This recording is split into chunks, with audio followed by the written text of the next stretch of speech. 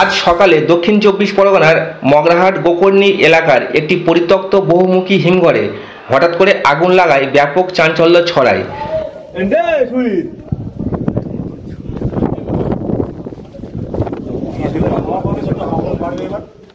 হিমঘরটি বহু বছর ধরে বন্ধ অবস্থায় পড়েছিল। খবর পেয়ে ঘটনাস্থলে পৌঁছান মগরাহাট থানার আধিকারিকরা এবং বেনিপুর পাঞ্জাব ন্যাশনাল ব্যাংকের ম্যানেজার বাপি দত্ত। দুয়ারে সংবাদের ক্যামেরায় ধরা পড়েছে আগুনের প্রথম ছবি।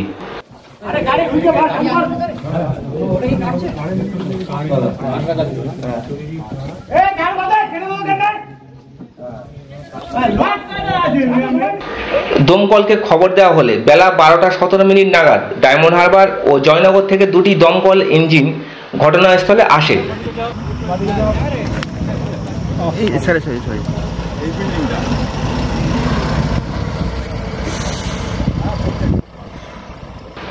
হিমঘরের প্রধান গেট তালাবদ্ধ থাকায় দমকল কর্মীদের তা ভেঙে প্রবেশ করতে হয়, যে ছবি আপনারা দেখতে পাচ্ছেন।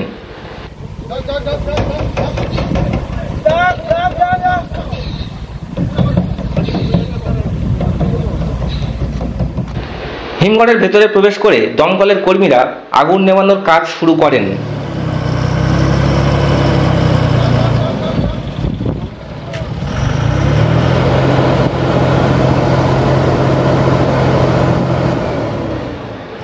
ইতিমধ্যেই এলাকা জুড়ে পোড়া গন্ধ ছড়িয়ে পড়ে।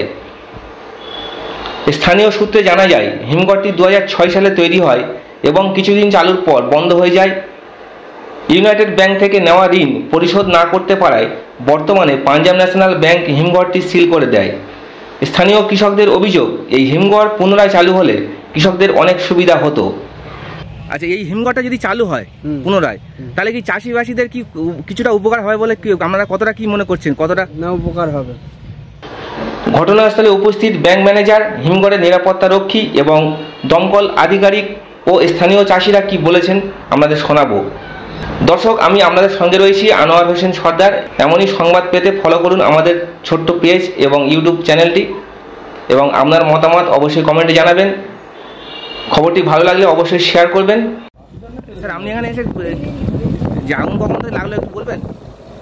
বলতে পারবো না, আমি এসে পেছন দিক থেকে গিয়ে দেখলাম ধোঁয়া বেরোচ্ছে, এইটুকুনি দেখেছি, আর কিছু না। আর কখন খবর পেয়েছেন আমরা তো খবর পেলাম, আমি এলাম এখানে দেখুন 11:30 না 11:15টার সময় এসে দেখছি পেছন দিক থেকে গিয়ে ওখান থেকে জানলা দিয়ে আগুন বেরোচ্ছে। তারপরে ওই থানার পুলিশ বললো কিনা যে আমরা ফায়ার ব্রিগেডকে ইনফর্ম করেছি, ওরা আসছে। দীর্ঘদিন ধরে এই হিমঘরটা বন্ধ হয়ে রয়েছে, সেটা আপনার নামটা একটু বলুন। বাপি দত্ত। কাঠ আর থার্মোকলের স্ক্র্যাপ ছিল, ওটা কোনো কারণে চলে গেছে। স্যার, আগুন কি এখন নিয়ন্ত্রণ? আগুন নিয়ন্ত্রণ। কটা গাড়ি এসছে স্যার? দুটো গাড়ি এসছে। কোত্থেকে? একটা জয়নগর, একটা ডায়মন্ডনগর। স্যার, কিভাবে আগুন বা কেন আগুন এই মুহূর্তে বোঝা যাচ্ছে না, দেখি তারপর বলতে পারবো। আমরা পেয়েছি আধা ঘন্টা 40 মিনিট আগে।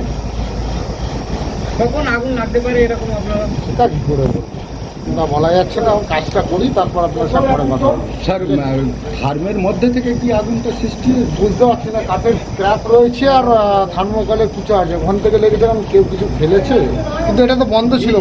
তো স্যার ইলেকট্রিক নেই, ইলেকট্রিকও নেই না স্যার, বলা যাচ্ছে না কি থেকে লেগেছে। কতজন কর্মী আপনারা কাজ করছেন? আমাদের এখানে আছে গোটা 15 জন হবে, তাই তো 15 বেশি হবে। Thank you.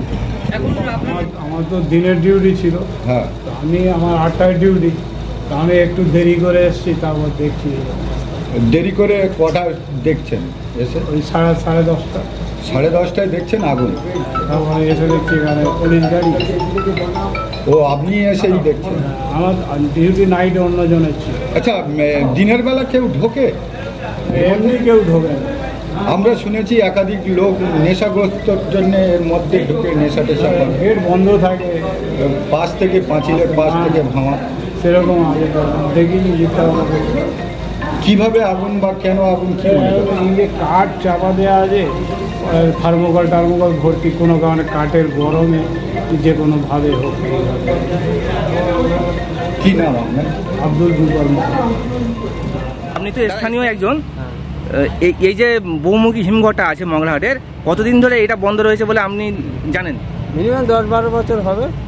আচ্ছা, এই হিমঘরটা যদি চালু হয় পুনরায়, তাহলে কি চাষিবাসীদের কি কিছুটা উপকার হয় বলে আপনারা কতটা কি মনে করছেন, কতটা না উপকার হবে?